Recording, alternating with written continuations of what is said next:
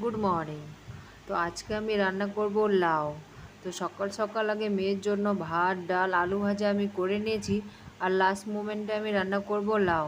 তো আমার মেয়ে আর আমি বসে গেছি লাউ কাটতে। তো এখানটায় দেখো লাউগুলো সম্পূর্ণ কেটে ধুয়ে ভিডিওটা। রেখে দিয়েছি।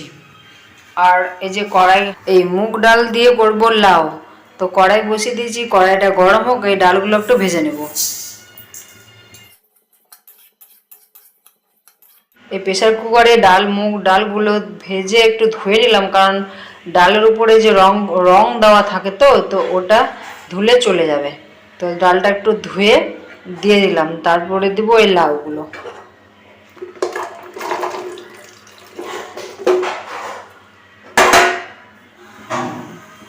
বেশ লাউটা সিদ্ধ হোক। লাউ আর ডালটা সিদ্ধ হয়ে গেছে, এবার কড়াই চাপাবো। কড়াইটা গরম হয়ে গেছে, এবার কড়াইয়ের মধ্যে তেল দেবো। তারপরে দেবো তেজপাতা, কাঁচা লঙ্কা,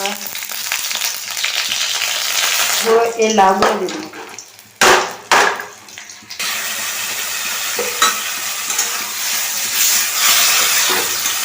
একটুখানি হলুদ দেবো,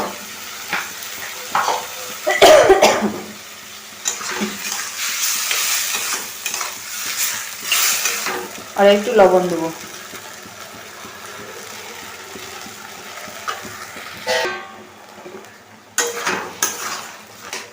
খুব সহজে খুব তাড়াতাড়ি মুগ ডাল দিয়ে লাউ তৈরি করে নিলাম।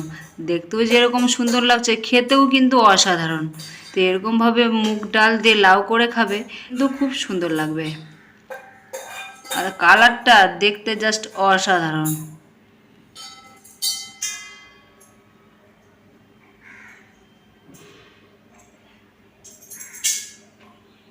রান্না বান্না পুরো কমপ্লিট। আরে বেসিনে অনেক বাসন আছে, বাসন টাসন মেজে তারপরে যাব আমি স্নান করতে।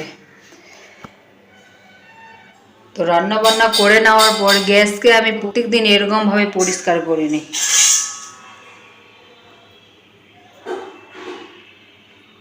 এবারে বাসনগুলো মাজবো।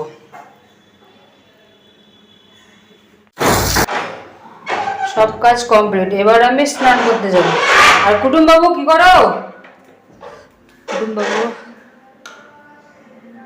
হ্যাঁ মন, তুমি আমাকে দেখছো?